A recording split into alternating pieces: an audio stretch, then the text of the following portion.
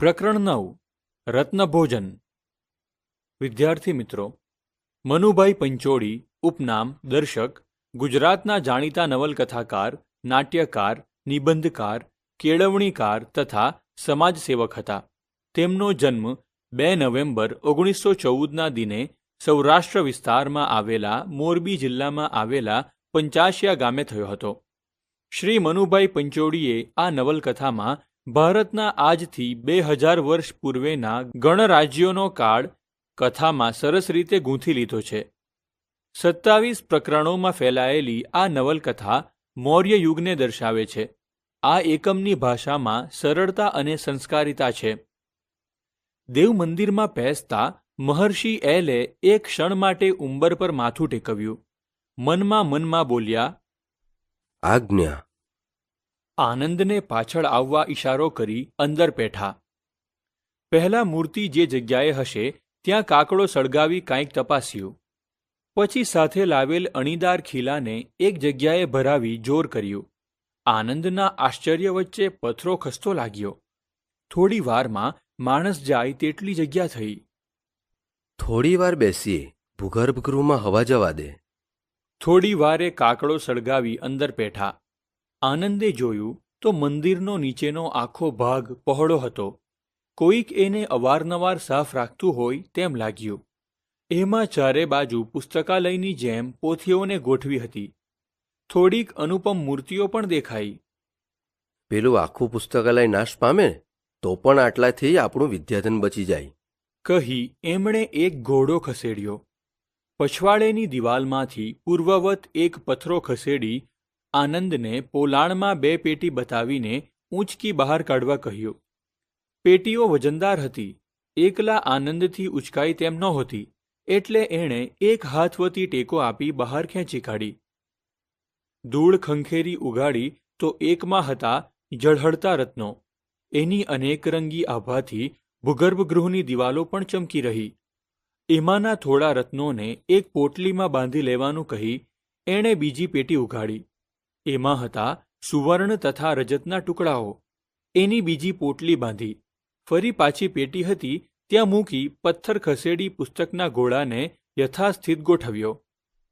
આ છે વિદ્યાપીઠનો ધનભંડાર, કહી ઘોડા પરથી એક પુસ્તક બગલમાં મારી બંને બહાર નીકળ્યા. આનંદ એવો તો મંત્રમુગ્ધ થઈ ગયો કે અડધા રસ્તા સુધી કશું બોલ્યો નહીં.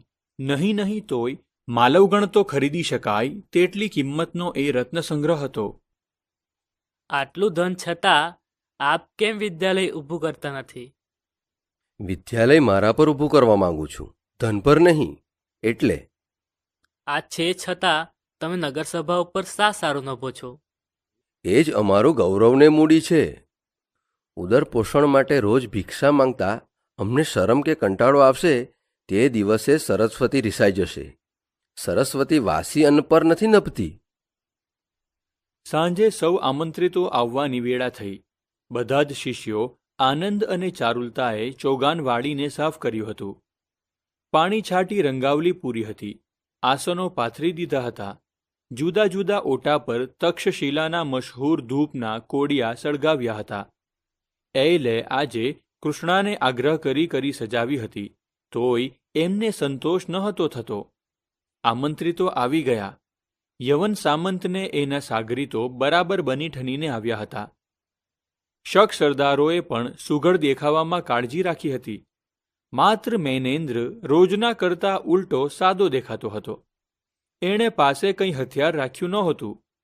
પાદત્રાણ પણ આવાસે મૂકીને અડવાણા પગે જ આવ્યો હતો. એલને જોતા જ એ દંડવત પડી ગયો. મૈનેન્દ્ર, તું તો હવે મોટો થઈ ગયો. એને ઊભો કરતા મહર્ષિએ સ્નેહથી કહ્યું.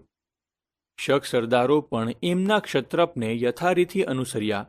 યવન સામંતને પણ ન છૂટકે અનુસરવું પડ્યું.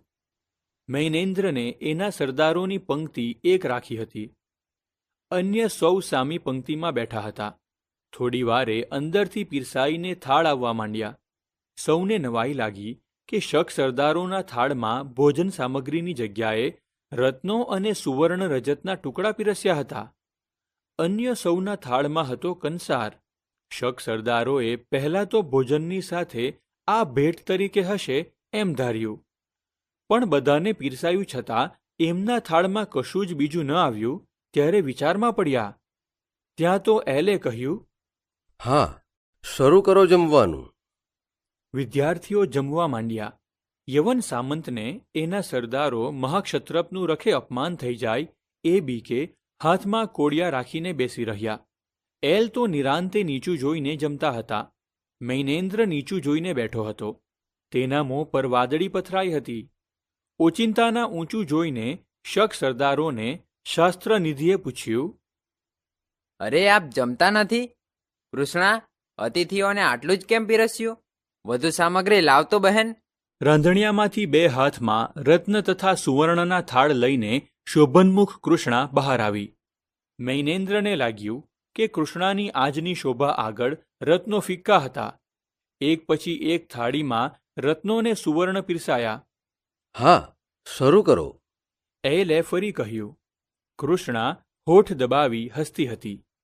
એક શક સરદારે કહ્યું, આમાં શું ખાય? કેમ? આપને જે રૂચે તે. રત્ન, હીરા, પોખરાજ, સુવર્ણ. એ તે ખવાતું હશે? એ નથી ખવાતું તમારે ત્યાં? આ શું કહે છે મૈનેન્દ્ર? તમે સુવર્ણ રજત ખાતા નથી? અમે તમારી જેમ અન્ન જ ખાઈએ છીએ. એલે જાણે માનતા ન હોય તેમ ડોકું ધૂણાવ્યું. બને નહીં. બધા કહે, અમે તમારા જેવું જ અન્ન ખાઈએ છીએ. પછી ગંભીર થઈને કહે, તમારે ત્યાં વરસાદ વરસે છે? હા હા, આપણે ઢંકાઈ જઈએ તેવડું ખડુગે છે. નિસાસો મૂકીને થોડી વારે એલે પૂછ્યું, તો તમારે ત્યાં ગાયો છે ખરી? આપ શું ધારો છો? તમારા જેવી જ ધરતી, ગાયો, મેઘ ને મેદાનો છે અમારે ત્યાં. હું હવે સમજ્યો. મૈનેન્દ્ર ગુરુની રીતથી સાવ અપરિચિત ન હતો. એ સમજ્યો મહર્ષિ કંઈક ઉપદેશવા જ માંગે છે. અમે બધા સાવ જડસું છીએ. સૂત્રોમાં કહો તે અર્ધ પશુઓને નહીં સમજાય. એલે શક સરદારો તરફ જોઈને કહ્યું, મેં જ્યારે સાંભળ્યું કે તમે ગામો બાળતા, લોકોને પીડતા, લક્ષ્મી લૂંટતા ફરો છો, ત્યારે ધાર્યું કે તમારે ત્યાં સોનું રૂપું ખાવાનો ચાલ હશે ને ત્યાં પૂરતું નહીં હોય એટલે આમ કરતા હશો. એટલે તો તમને એ પીરસ્યું. પણ જ્યારે મેં જાણ્યું કે તમે તો અમારા જેવું જ અનાજ ખાઓ છો, ત્યારે વળી થયું કે કદાચ તમારી તરફ વરસાદ જ નહીં થતો હોય. પણ એ થાય છે એમ સાંભળ્યું ત્યારે મને થયું કે જેને ત્યાં ધરતી છે, મેઘ છે, વનૌષધિ છે, છતાંય જે બીજાના મુલકનો સર્વનાશ કરતા આવે છે, એમને ત્યાં ભગવાન શા સારો વરસાદ વરસાવતા હશે. એટલે મેં પૂછ્યું કે તમારે ત્યાં ગાયો છે? તમે હા કહી. ત્યારે મને સમજાયું કે ભગવાન તમારા જેવાને ત્યાં શું કામ વરસાદ વરસાવે છે. વરસાદ વરસે છે તે તમારા માટે નહીં, પણ પેલી અબોલ ગાયો માટે. તમે તો ભગવાનની દયાને પાત્ર નથી. એલના ગંભીર અવાજમાં આજે પુણ્ય પ્રકોપ દેખાતો હતો. આશ્રમના વૃક્ષો પાંદડું હલાવ્યા સિવાય એમને સાંભળતા હતા. સામેની ગૌશાળાની ગાયોએ પણ જાણે એ તરફ કાન માંડ્યા હતા. મૈનેન્દ્ર જાણે એ વેણે વેણે ગવાતો પીડા પામતો ને વારે વારે પુનર્જીવન પામવા મથતો હતો. એલ બોલી રહ્યા ને ચિત્રલેખા જેવી કૃષ્ણાના હાથમાંથી ખણ ખણ ખણ કરતા બંને થાળ છૂટી પડ્યા. સુવર્ણ રજત ને રત્નો ચારે બાજુ ધૂળમાં રોળાયા. સારાંશ: આ સરસ મજાની નવલકથા છે.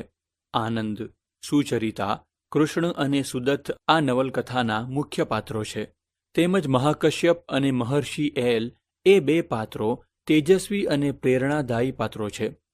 દુનિયાના સેંકડો બૌદ્ધિકોની મૂર્ખતાને માર્મિક રીતે રજૂ કરવામાં આવી છે. સુવર્ણ અને ધનના મોહથી આક્રમણ કરી રહેલા મહાક્ષત્રપ મૈનેન્દ્રને મહર્ષિ એલ કઈ રીતે ઝાંખો પાડીને જીવનનું સત્ય સમજાવે છે. જીવનની અંદર ભોજન સર્વશ્રેષ્ઠ હોય છે, પણ ભોજન કઈ રીતે આરોગી શકાય અને તેનું મહત્વ શું છે તે એક શિક્ષક દ્વારા તેના વિદ્યાર્થી મૈનેન્દ્રને સમજાવવામાં આવે છે. આથી જ કહી શકાય છે કે સોના, ચાંદી, હીરા સાથે ખોરાક ખરીદી શકો છો, પરંતુ ભૂખ નથી. મહેનત કરશો તો ભૂખ લાગશે એટલે સૂકો રોટલો મીઠો લાગશે.